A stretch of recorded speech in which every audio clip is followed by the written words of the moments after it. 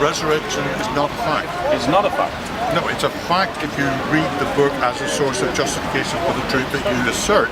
So how do you explain that the resurrection was being proclaimed before the book was written? So religion is relativistic. What I'm trying to say is that anyone who tries to reduce truth to relativism falls into a philosophical folly. Because if you're trying to say that all truth is relative, well, surely that also includes the claim that all truth is relative. In a liberal society, we're encouraged to blur all the religions and treat them as the same and see them as the same. But actually, when you look into it, and I've got a religious studies degree, when you look into it, the different religions are fundamentally different. So we as Christians must be political. But that doesn't mean that the institution of the state and the institution of the church should be merged. They have to be separated. But Christians should be political, so we should get involved in politics, and we should seek to push a Christian political agenda.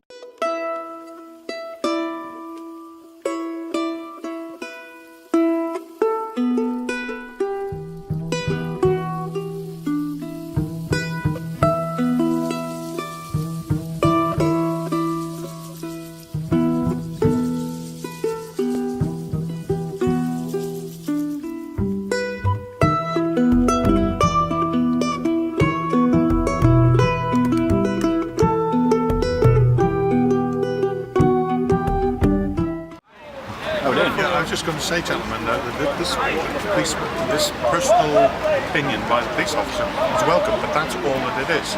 Right. He's not the final arbiter. The final arbiter is the law. Should anything get to the court? Well, that's true. Yeah. Right. So that's all I'm saying. I'm just throwing it in there. He was just pointing out the distinction though between. I overheard it, but this is not. It's something new. Yeah. But it might be for you if you're just starting. Well, to be fair, I am not familiar with all the ins and the outs. It's quite simple. A lot of people think that the law somehow is different in this little corner of the Queen's land. It isn't. The same law applies. Yes. So if you're harassing someone, if you're threatening someone, even they're standing on a ladder, you're threatening and you're harassing someone. So what, is there no stoppage to that? If there's someone getting threatened or whatever? Well, they can stop harassment and threatening behaviour because that's against the law. To be honest, I've been watching it for quite a while and I haven't seen it getting stopped really. I've seen some real nasty things here, and especially with town and everything else. Yeah. But it depends on the police officer being present. It depends on the police officer actually seeing it. They've seen it. And it depends on someone. Putting in a complaint. And very often, I think what usually happens is someone will give a complaint, but because they can't identify a person, or because they they haven't got witnesses, because if it's one person's, the police officer's asked to go and look at something, but what you tend to find is person's word against another, nothing's going to happen. It was captured on film, wasn't it, when this Muslim guy tried to push Daniel off a ladder. Yeah. And then when Godwin, I think, pointed out who it was, lots of the Muslims around Godwin tried to say that Godwin had been the instigator and caused the problem, even though everything had been on camera and Godwin had got nothing to do with it. But you still got to put whatever's on camera. Yes, it can be evidence, but you've got to put it within the context. So there'll always be, before this happened, it's not recorded. Yeah. So the police's job is not an easy job. Yes, there's what's on the camera, on the recording, plus what's said, what happened and what the people say happened before that. And I think it's also about not allowing ourselves to be intimidated. This is the thing. If there are groups here that want to intimidate, we certainly as a Christian, we shouldn't be intimidated and we shouldn't allow it. No, of course. No one should be intimidated whether they're religious or not.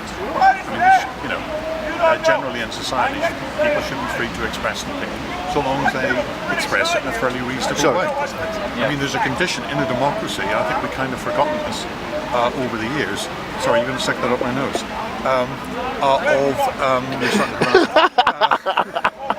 Just the volume. A democracy only works if we're sort of reasonable as far as we can go, if we trust other people as far as we can go, because it won't work.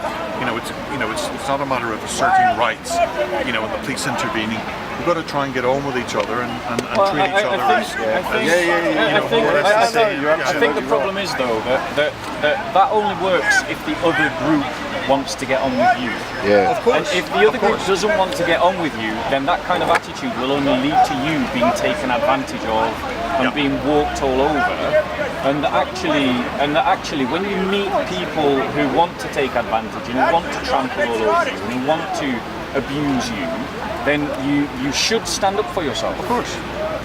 Yeah, you have got a bit of thick skin about you, haven't you, Pop? Well, but the thing is, as a Christian, like I don't believe in the kind of Christianity that you see the Archbishop of Canterbury practice. Yeah. That kind of wimpy Christianity that's effective for nothing at all. Yeah. Except to walk around in a dressing gown down a beautifully lit Well, church. you know, that's a rather. I mean, I'm not a Christian myself, but I think the Church of England has the kind of faith that I practice is the kind of faith that you seem to practice here. Well, muscular Christianity. Yeah, muscular Christianity. Muscular The kind of Christianity stands up for something. you know, that can stand up for something, can stand up for Okay, itself, give us an example. can stand up But you know, the only point, Give us an example. and so on. the only point though, Bob, is that it seems that all of it nowadays is just based on religion rather than any other stuff that's going on in the world, which Religion is just simply opinion. Well, no. no, but I mean it's fundamental to have a decent debate and to make it into a decent society to have these debates, but rather than just keep talking about religion. Religion is true according to the test that the religions set for themselves. Yeah. That doesn't mean it's necessarily the case. Well, it doesn't. But that. I mean, but this it's is curious, true of isn't any it? kind of relativistic Yeah, that's right. opinion. Yeah. So religion is relativistic. What I'm trying to say is that anyone who tries to reduce truth to relativism falls into a philosophical folly. Because if you're trying to say that all truth is relative, well, surely that also includes the claim that all truth is relative. Those words didn't pass my mind. I'm just noting en passant that all religions, if they want to verify the truth of it, refer to the book which gives root to their religion. It's a circular argument. But the Christian faith doesn't refer to the book as validation to itself. It refers to the existence of the church and the fact of the resurrection. The resurrection is not a fact. It's not a fact. No, it's a fact if you read the book as a source of justification for the truth that you assert. So how do you explain that the resurrection was being proclaimed before the book was written? The resurrection was being asserted Proclaimed before the book was written. It was a cultural belief amongst a tight group of Jewish rebels. I agree. Why? Because that was part of the culture that helped them. Actually, that's not true. The cultural disposition of first century Palestine was that the issue of the resurrection was highly disputed. You had Sadducees who denied the resurrection, Pharisees who believed in the resurrection, you had the Ebionites and different Okay, other we're religious getting into technical detail which I know nothing about. But you've just made a generalised claim based upon no specific facts. knowledge. No, have you? Can you show us any facts which prove that the resurrection happened? Yeah, we can give you some facts actually. So these are agreed facts. Fact, Christ was crucified. That's not a fact. That is a fact. Not a fact. It is a fact.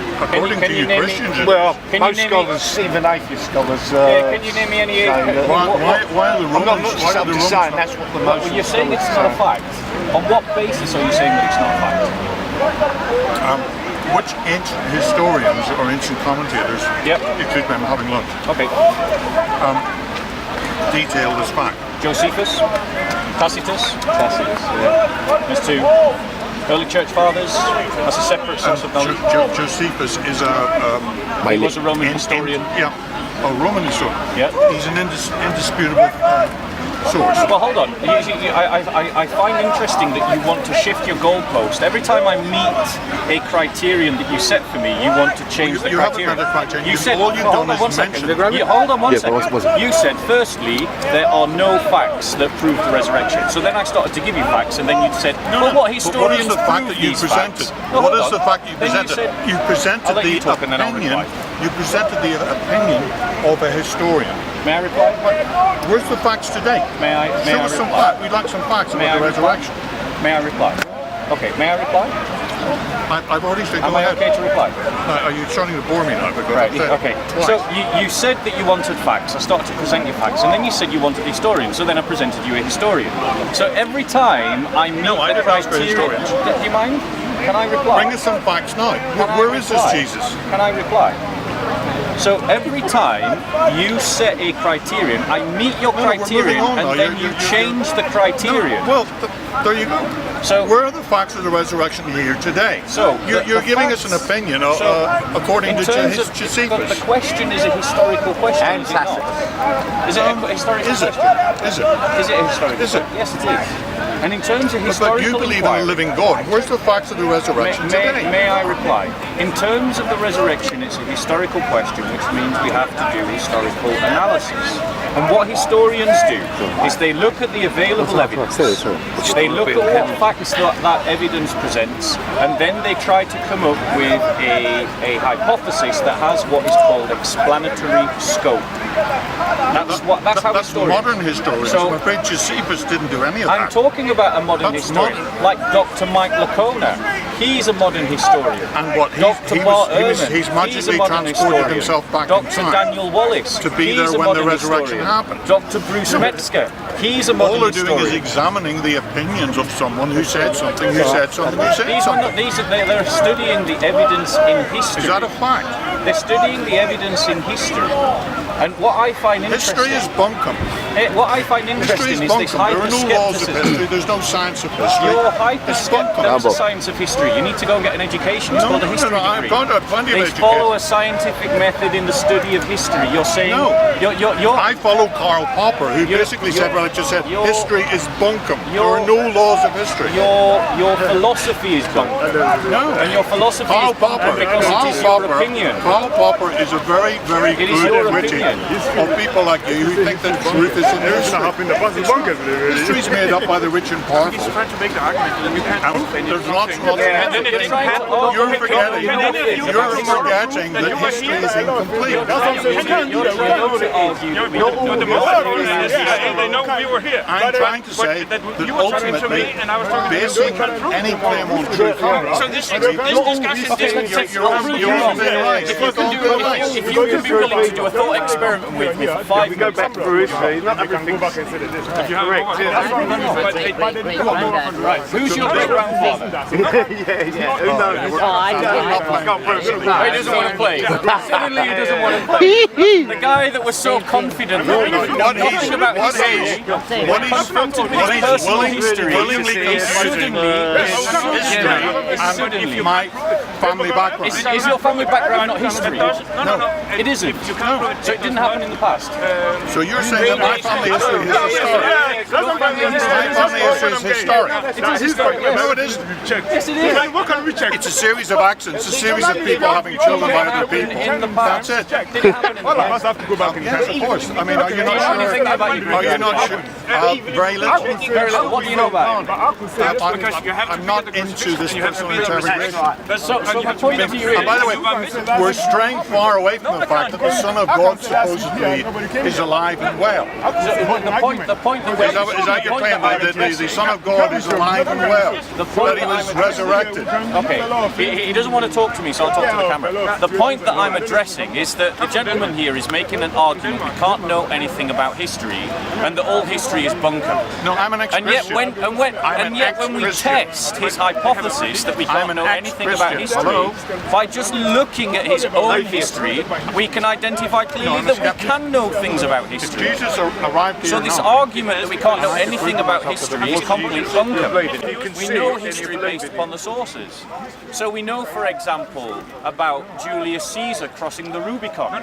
How do we know that Julius Caesar crossed the Because we've got multiple sources. We don't have multiple Thank you very much. sources for the resurrection. Did you hear that? Did you hear that? Multiple sources. We don't have multiple sources for the resurrection. We don't have It's a multiple magic sources trick for the with, resurrection. smoke and Mark bones. wrote independently from Luke.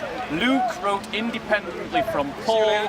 Paul wrote independently Christian from theologians John. agree And that there are John very wrote few books in the independently Bible from that are Matthew. historically These are accurate. independent sources. So once again, we have met your criteria, and once again, you will change your criteria, because what's really governing your argument is not any rational, logical, All right, so consistent you're the only line rational of person here. argument, He but believes in someone who simply walked on a water, who's desire alive but to invisible. disprove, and a Alive but invisible. desire to deny. Was Mark an apostle or was he eyewitness?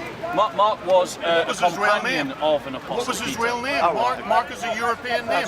Jesus is a European name. What's his real name? So you had Mark, who was a companion of Peter. It was Matthew then that was young. Matthew was an apostle. John was an apostle. So we got two What was his eyewitnesses. real name, Mark? That's a European name. Well, do you know my What's his real family name? name? Yours, Bob, isn't it? Nope, that's not my real name. Yeah? Does that mean that everything was I'm saying is a Jesus' lie and real name? unreliable? No, exactly. So his argument is bunker. Which Jesus? The whole Which tribe argument did that Jesus just come because from? we don't know someone's name, we Which can't tribe did trust Jesus? what The they say. Jews know Who was the where eyewitness Jesus of come that? from, and he wasn't. So we've got from John, any who was an tribe. eyewitness, Oh, John was the eyewitness. and we've got Matthew, who's an eyewitness. One I just said. Yeah, and then you've got Luke and you've got Mark. Now, What was their Mark second name? What was was their the family one name? who was compiling I mean, the everyone has writings a second name, or based they have a around bin, Peter's from the teaching. tribe. And Luke In the did his Bible, own people only have one investigation. name. The fact is that This the is very special earliest people. Christian community started to write down texts about what Jesus was saying. Because Why did the Jesus not apostles write his own book? themselves- Then there would have The been no apostles argument. themselves were Why either did dying Jesus, knowing the or frailties leaving of the human area and nature, going into foreign not lands? say to his apostles, Christians do are- not write Shall we anything step about me, away from the- I'm the going to guy write that my doesn't want to own engage book, in this? I'm going to write my own book Yeah. called the Gospel The of guy- Jesus. the guy Why who is doesn't it not want- the Gospel of Jesus? I seem to have Why is it not the Gospel of Jesus? You know, this Jesus So is my meant to point be the is, Son of God, and he's the meant to know first everything Christian about human community, beings. right, He should have written his own bloody book. were based around the apostles. Yeah. In a time when learning What's the new that It house? was only, it was only by one book rote, so they written would by the hear Son a of story Shit. or a Okay. teaching, God. and then memorize Good note. it, and so on and so forth. Nice one, content. Just like yourself, I mean, we don't live in that kind of environment. So for us, our memories are not so good. We don't think in those terms. We use our notebooks. We write things down in our diaries. But in those days, they didn't. They're a bit like the tax collectors.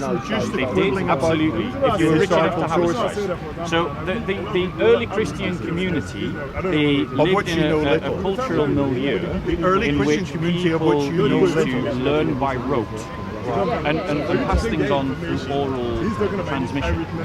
Now, the apostles started to die, started to be martyred, and this started to trigger the writing down of the Gospels, certainly in Luke and Mark's case. Why can't we have one miracle the today? early Christian Why did all the community, miracles happen the early thousands of Christian years ago? community Why can we not have started Jesus to appear and walk record on the the stories that serpentine? had been collected amongst them by the teachings Why did of the people apostles? And these ask for became and the receive Gospels miracles a that long we time have ago? But today, and so what we have within them, if someone walked on the water, I would want to sort of look at that very fuzziness closely. between the Gospels.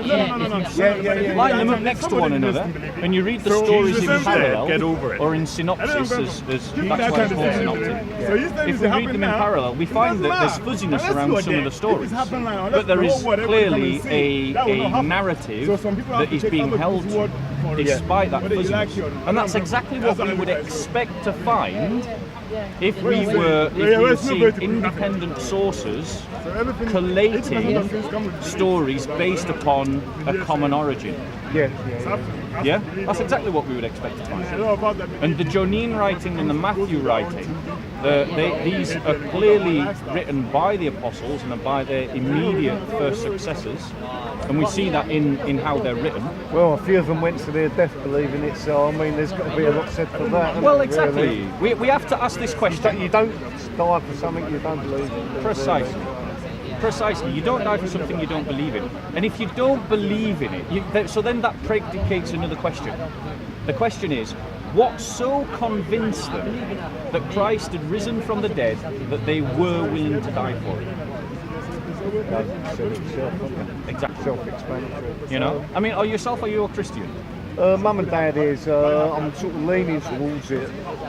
Look, I mean, I'll try to be pragmatic and think that if I haven't seen it there, you know, but I am leaning towards it, you know. Yeah. Because my mum's Irish, so she had a very strong Catholic faith, and my dad did too. So. I would encourage you, brother, to take that next step. You know, to take a step forward in that. Like, and I'm not asking you to embrace the kind of Christianity that is thing that we see on TV. No, I mean, look, Yeah. I've seen you on YouTube and all that. To be honest with you, I mean, you was asking for people to come down, like, to support and everything. To be honest with you, I've seen what's been happening to town and things like that, and I think it's quite disgraceful what's going on. But to be honest with you, that some of the Muslims down here don't speak for every Muslim. No, of course they don't. I live with Muslim people, and I tell you, they're some of the most decentest people you can get. Yeah, So- absolutely. And that's not in dispute. I mean, I know. Oh, yeah, good no, I know Muslims. that. I know good Yeah, Muslims. no. You know good Muslims. And we know that the Islamic Dawah team don't represent most Muslims. They represent a Salafist, thuggish ideology that needs to be challenged. Yeah, of course, but you know know. what it is. I mean, you've got that Mohammedan jab and people like that. I mean, look, if I'm truthful, I think there's good and bad in everything. Even in them, it's just that at the moment they're acting and behaving badly. But there's always good in them as well, you know, to try and bring that out, that's the job in itself. But you know when you said like, oh, we should have more Christians, that's okay, but I just think if it could go back to a normal sort of debate sort of thing where it wouldn't just be religion, it'd be everything else. And a healthy debate, sort of reality, society type thing. It's good and it's healthy to have these debates. But sometimes people just get closed down for just because they haven't got nothing to debate with, and they're just closing it down. And sometimes you listen to I'm like looking at the computer and think, well, I want to hear what he's everything. Yeah. Well, brother, I mean, that aside, I mean, the England that you grew up with is dead. It's gone. It's an England. Yeah, but I think that multiculturalism does work.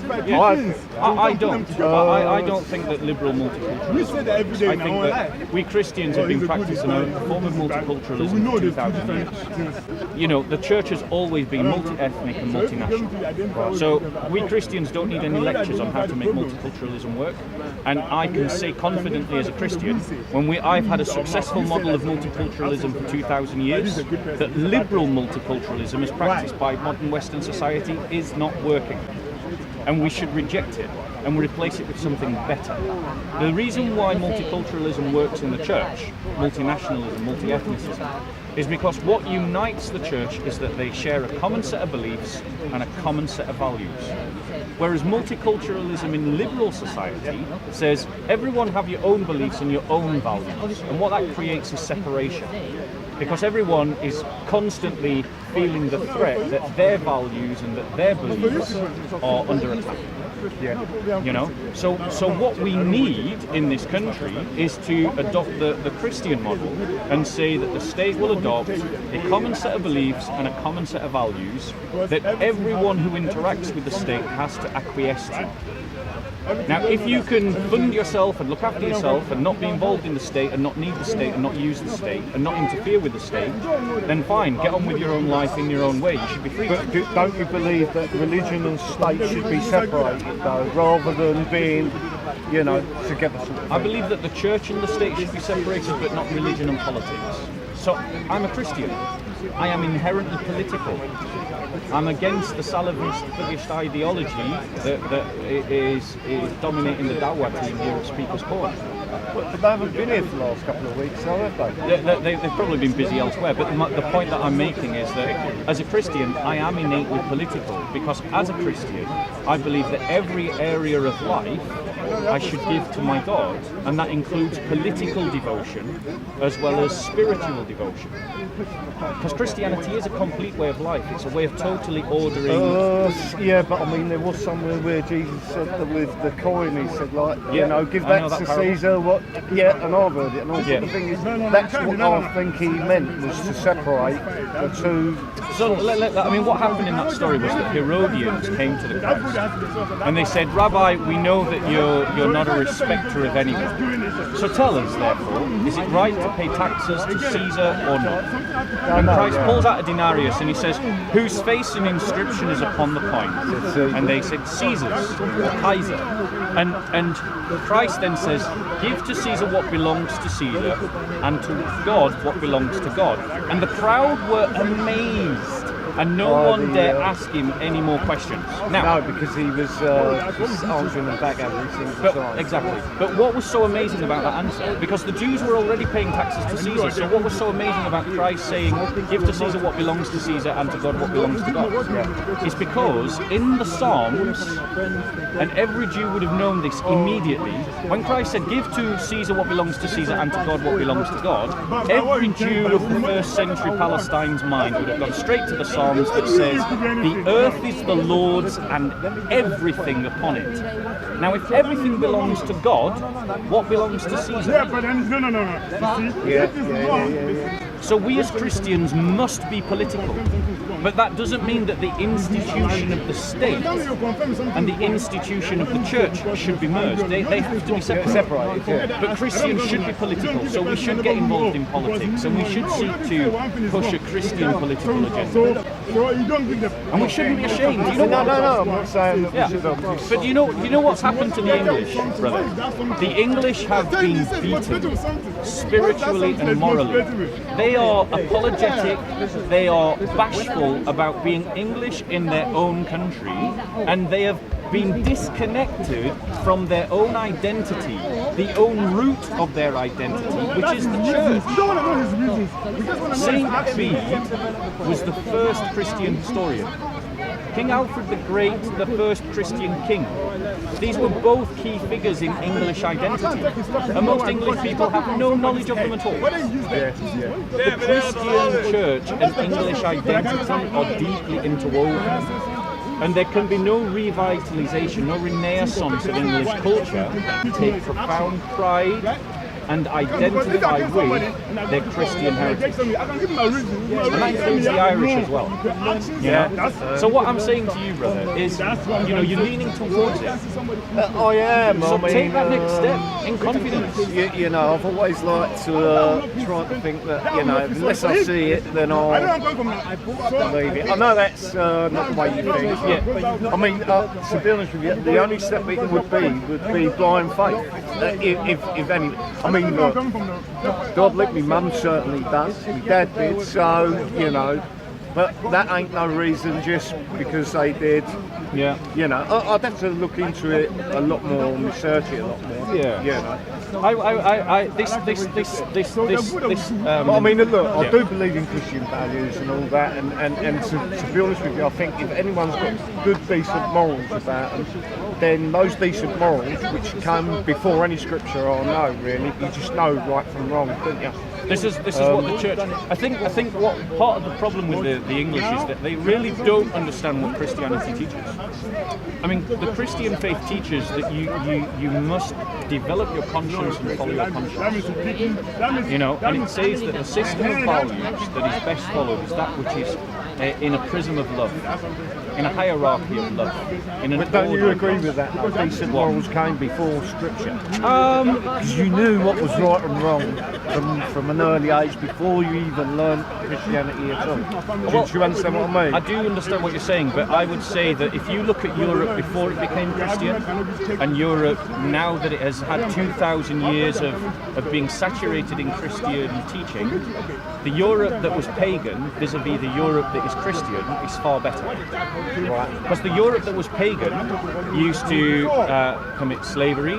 Christians eventually stopped slavery. I think they're still carrying on in some countries, though, to be honest. You'll find that most of those countries are Islamic. Which Christian country would you point to as? I didn't say Christian. Yeah. I said yes, slavery. But this is the point. We, in a liberal society, we are encouraged to blur all the religions and treat them as the same and see them as the same. But actually, when you look into it, and I've got a religious studies degree, when you look into it, the different religions are fundamentally different. Fundamentally different. Radically different. Islam and Christianity do not teach the same doctrines, and they don't teach the same values. We have completely different ways of interpreting how life should be ordered, and how life should be structured, and about what's important and not. Yeah. So as Christians, I believe that if the Christians hide away in their churches, and we continue to follow this emasculated spirituality, Well, no wonder no one's listening to us. We're not a contender. The only way that the church can enter into society in a way that is meaningful is if it rediscovers the fact that the church once had balls and the church needs to have balls again. You know? But I mean, you're all for getting some more Christians down here We need, from the church, though. we need the right Christians here. No, but I mean, you want the people from the church to Yes, come down. the Christian church should be organised enough to send its missionaries and its evangelists here to the corner, Christians with a strong Christian identity who are educated in apologetics and polemics. Because at the moment, what we've got is a few amateurs like myself who are coming here. But I, you know, I'm not a missionary. Despite the fact that I get called a missionary every week, I'm not a missionary. You know. But you know your stuff. And why shouldn't we as Christians? Oh, no, I'm just saying, yeah, no. You know, as a Christian, there are 7 disciplines to try and order our life: prayer, fasting, the giving of alms, the study of the faith, evangelism, solitude, as in the practice of solitude, and living in communities. That's me stuff, Right? Well, but this is the point. It is a case that we interweave these disciplines into our life to form the inner man, so that the inner man is formed in such a way that he is courageous in the face of danger, that he is patient in the face of intemperance, that he is generous in the face of need, that he is compassionate in the face of fear, or in the face of wounds, that he is loving in the face of fear, that he is someone whose heart is fortified on all sides, so that he can live a heroic and virtuous life. Now, what we've got amongst the English community, our community, is that our youth are given over to drugs, to sex, to alcohol, and to a hedonistic way of life that isn't giving them any future. It isn't giving them. That we've got family breakdown amongst the English because the English think that they've got no concept of the idea that relationships are something that are not simply transactions of I get something from you and I give you something. Yeah. Rather than just give it. Yeah, whereas relationships are about vows, about honour and an honour system. If you make a promise, you keep it. If you say in a church, you know, I promise, I vow that I'm going to stay with you until the day we die, you keep that. You know, we've lost that sense of keeping your word and of a sense of personal honour, you know, a sense of sincerity. And what we've given ourselves over to is a lustful abandon. Would you say a lot of people then have left Christianity? Absolutely, loads of people are leaving Christianity. And the reason why they're leaving Christianity is because the church has reduced the faith to a simple, effeminate ceremony. Whereas the faith that the apostles preached and that the church has practiced up until very recent times has been a total identity. It is an identity based on Christ with its own value system, with its own worldview, with its own sense of identity, with its own sense of ethics, with its own political narrative, with its own social narrative, with its own, and it gives birth to customs and cultures and, you know, a way of living as a society and as a community, and we've lost that sense of that. And until we as Christians make Mother Church strong, Mother Church will not make us strong. We have to give our best to Mother Church so that the Mother Church becomes the best. Yeah. But that means that you own it. You say, I am a Christian, and you own it. I'm not saying you do that right now. No, I mean, but do you know what I'm saying? Obviously. That's what we as Christians need to do. We have to own our faith, say that it is ours, and then live a life accordingly. That doesn't mean that you're not going to sin. Everyone sins. I'm a sinner. I sin. But that's exactly why I need a saviour. That's exactly why the Christian faith is true, because no one can stop sinning. Sharia law has never managed to stop anyone sinning. You know, Sharia law has dominated Saudi Arabia for 1400 years. No other group has dominated Saudi Arabia. Islam has dominated Saudi Arabia. But when we look at Saudi Arabia, do we see some utopian society? Do we see some society where everything's perfect? No. Because Sharia law... Yeah, but nothing's perfect though, Bob. Bingo! And that's a Christian narrative. No human being is perfect. We have all sinned and fallen short of the glory of God. Amen. Now, if we've all sinned and fallen short of the glory of God, then that means we're going to screw up every political system established. Even a Christian one. Because the Christian political narrative is that politics isn't there to create utopia. Politics is there to mitigate the effects of sin, to reduce its impact. It doesn't believe that it can get rid of it. It's to try and reduce its effects so it has the minimal damage on the minimal number of people. Whereas, if you believe the Salafist Muppets that come here every week, selling this idea of Sharia law as this perfect political system that's going to solve all our problems, well, the reality is we only have to look at Saudi Arabia, where Islam has dominated for 1,400 years, to see that Sharia law hasn't got the answer. Right. It hasn't got the answer for Saudi Arabia, so why has it got the answer for England? Yeah, fair enough. That's nice point, Bob. Our faith is the right faith. Take it, embrace it, own it, live by it, present it, let it form your inner man. Let it make you a better person, and by making you a better person, it'll make your community a better person, and your community better, your society better. Not right just yet, Bob, but probably... Pray, brother. Yeah, Pray, no. brother. You Nice look to meet after you, Bob. yourself. You too. God bless. I'll come down again. Yeah, Funny yeah. enough, the only reason I'll come down, my satellite's not working, and Yeah. I was a bit fed up. Fair enough. There you have it. There you have it. No, I've been That's why watching there's it, no but, religion. Because I've also because come we got down satellite. to watch Tan as well. Yeah. Tan's just started off a new religion, isn't it? Tan, I Tango, worry for Tan's apparently. health. I worry for his mental health. What do you think he's getting touched by it? Or?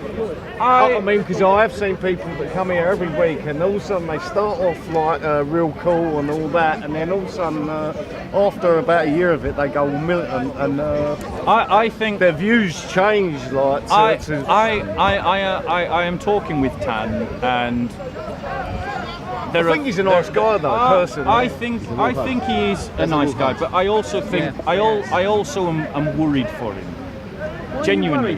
But then again, saying that, Those are. I mean, I couldn't talk about that without revealing a private conversation. But I am worried for him, and I think Tan needs Jesus. But then again, I needs also Jesus. think that Mohammed Ijab could be a nice guy. I know, because I don't think that he's just. I know he's come out and said a few stupid things and that, but you know what? There's good and bad in all of Mohammed us. Hijab needs Jesus. Well, I don't know say, but I'm just saying, maybe you know, there's always good in other people. Yes, as well, yeah, so. but what we mustn't do is we have been cultivated within liberal society to talk about a narrative of the positive. So we have to look for the good in other people. That is cool, true. shit. But we must not allow that narrative to blind us from the obvious. That you've got people like Gary McFarlane, Abdul Hakim, is his Abdul Hamid. Hamid? No, not Hamid. Hakim, I think is his name. Yeah, the Gary McFarlane figure. I mean, you mustn't allow this narrative of seeking the positive to blind you to the realities that there are certain groups in our society that mean to do us harm, and it is not wrong to oppose them. I just think that I'd like to think that people can be brought round. I agree, as a and, Christian. and I mean, you've got the G spot or the G thing or whatever. It's not The gang. G spot. Yeah, the sorry. Sorry. I didn't mean Don't that. worry. Can you take that off? It probably won't. He probably the G won't. circle. And Mohammed is. Surely someone come together and go, you know what? Yeah. Let's just have a proper debate without getting aggravated But you know or something? whatever. I think the church needs to learn something from gang, because the point of gang, as I understand it, is that gang is a the black talking about the community. G gang? The gang, yeah, that's the group, the Right. G circle. You're talking about the G circle. Yeah, but Yeah. I mean, But I've the heard point- some really pathetic things off of them. I mean, there's that Jedi. He's saying the N-word and all that. Now, personally, I find that offensive coming from anyone, really. Yeah. I mean, I've got black people in my own family. They don't talk like that. And, I mean, he's using the N-word and all that. and he thinks because he's black he can say things like that. I just find that really offensive. Well, I get what you're saying, but what I'm You trying know, to... because none of the black people in my family would ever consider themselves as the N-word, or Yeah. never would say it. About anyone else. I've got black friends on both sides of that debate. I have some black friends who think that even black people shouldn't use it, and I've got some black friends who think that it's okay for black people to No, use it. they shouldn't, Well, I personally. mean, I think it's wrong. for me personally, if black people themselves don't agree, I'm not really in a position to argue. Or what I know is I shouldn't use it. You know, I think no one should use it. But that's there fine, you go. and that's your opinion. But what I'm trying to say is that the church should learn from this idea of developing itself. The point of gang is that it is an attempt to make the black community live by a better narrative, and that is not a bad thing. No. The church needs that as well, but it needs a narrative. It needs a narrative that is about making the church stronger. Because right now that is what we need. We need a narrative to make the church stronger. You know? Because currently we are led by bishops who have sold their office to the state and are more about serving the state than they are about serving the church. All through Christian history, Christians have had to fight corruption amongst the clerics. And it's no different today. And amongst themselves.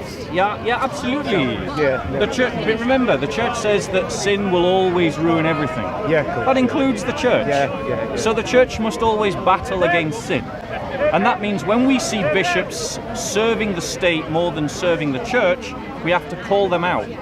When we've got vicars who are more interested in liberal politics than they are in helping the church to be triumphant, we have to call them out. And we ourselves must do what we can to make the church stronger. Now for you that might mean something different from me. My role might be to come here and to stand up to the Salafist, thuggish mentality that many Muslims here adopt and push. For you, that might mean, I don't know what your trade is. You don't need you to tell me. No, I mean, like I said to you before, I live with many Muslims. I've got neighbours who are Muslim and they're genuinely decent human beings. We know that, and, yeah. And when people talk about race, you think to yourself, sorry for saying this, but I'm really shocked to hear about race when we're meant to be all like the human race, you know, and that's the only race I know of. So when you hear like some people saying, oh, because he's a Muslim and he said some bad things, it seems like they're trying to stigmatise. It's all right, don't worry. Stigmatise everyone with the same brush, and it's. But the thing is, there's a conflation of race and religion going on there. Islam isn't a race, and Muslims aren't a race. Okay, so all these groups that accuse people of racism because they criticise Islam, well, they're just showing how stupid they are. Because the reality is that if I criticise communism, I've never been called a comiphobe. And if I criticise fascism, I'm not called a fasciphobe. No. And when The Guardian does these pieces that attack the Catholic Church, no one ever accuses The Guardian of being Catholic-phobes. Yeah. But if you form a criticism of Islam, suddenly you're an Islamophobe. So this false narrative. But that's just an idiotic. It is an idiotic, but the liberals have bought into this narrative of giving special treatment to one group and turning a blind eye to the Christophobia that emerges from that group. But I think I heard that officer saying that sometimes they only give way because they're in a sort of, you know, their backs bent over a barrel in some respect. The reason why their backs bent over a barrel is because they are following an ideology that doesn't allow them to stand up for themselves. The Christian church, if you look into the history of the church, has never ever followed an ideology where it could not stand up for itself until recently. And it's only the Western church, and particularly the English-speaking church, that has adopted this let everyone bend us over a barrel mentality. But that has not been how Christians have lived for most of our history. The church defeated the Roman Empire. We were here when the Caesars were here. We resisted the invasion of the Germanic hordes and we converted them. We stood against Viking pagan invasion. We resisted not one but three attempts to try and conquer Europe by Muslim armies. And it wasn't just Christians in Europe, the Christians in Ethiopia were doing the same. The Christians in Armenia were doing the same. The Christians in Georgia were doing the same. The Christians in Russia were doing the same. So it's not just a Western Christian narrative, this. The Christian Church the Christian Church outlived the communists. The Christian Church outlived the Nazis. The Christian Church has never followed a political narrative or an identity for wimps. If you're going to be a Christian, then that means that you're going to embrace that Christ is Lord over all, including the state, that we as Christians must be willing to die as martyrs for our faith, and live a white martyrdom if needs be, that we must be willing to suffer for our faith, and when certain conditions are met, in certain circumstances, we fight. Now, fighting isn't necessarily physical. It can be with the word, it can be with the media, it can be with the internet. There's lots of different ways that you can evangelize the society, that you can stand up for the faith. You know, if certain conditions are met, it becomes physical. But as Christians, it's only based upon defense of ourselves, defense of our brothers and sisters, defense of our lands and properties. You know, it isn't an aggressive kind of system that we follow. Yeah. Because we believe that we should win souls through discussion and debate. Like I'm trying to invite you to the Christian faith. You know, and you're not ready. I can get that, and I'm not going to ask you to get it. No, I get that. Don't worry. I'm not offended. Most people are conditioned in Western society not to embrace Christianity because the Enlightenment has conditioned them to do so. Well, it's not that, it's just that from growing up, like I said, my mum's Irish and she's Catholic and all that, but I remember years ago growing up as a kid, if there was lightning or thunder or whatever, she'd run upstairs to bed and pull the covers over, and then when I'd go up and I'd go, what did you do that for? When I was little, she'd say, God's angry. And I'd be looking out the window looking for some sort of hippie guy. Yeah. But you know something, my great-grandmother, God rest her soul, and my grandmother, they both lived through the Blitz. And they said that they were more scared of a thunderstorm than they were the German bombs for exactly the same reason. They sense that the thunder is from God. Yeah. So it's about it is a superstition, but it's also a kind of piety. Yeah, but I mean, like I said, being a young boy and you see all that, you think, oh, she's off her head, like. I can see why that might have scandalised you as a young man. But I guess what I'm saying is that there was an attitude amongst a certain generation that meant that they could live through the bombs of Hitler and not be afraid.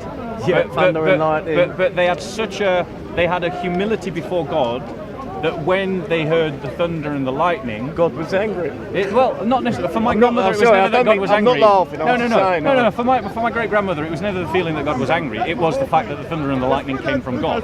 That's what scared. Oh right, well maybe that's what she means. But this kind of cultural Christianity is what most people know, and I want to say to you that kind of cultural Christianity is not the Christianity of the apostles and the prophets.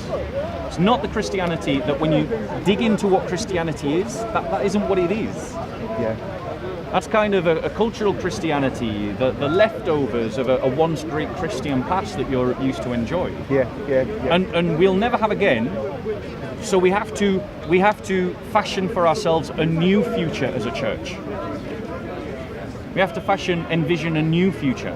Accepting where we are, not being more remorseful about what has been lost. Because Christendom is gone now. Western Christendom is dead. The great apostasy of the West has happened. The people have abandoned the Christian faith. And we as Christians now live in a non-Christian world, and we seek, therefore, to reconvert it, just as we did in the 4th century, when the German barbarians destroyed the Roman Empire. We had to reconvert Europe. We've done it before, and we can do it again. You know? All right, you look after yourself. You too, Bob.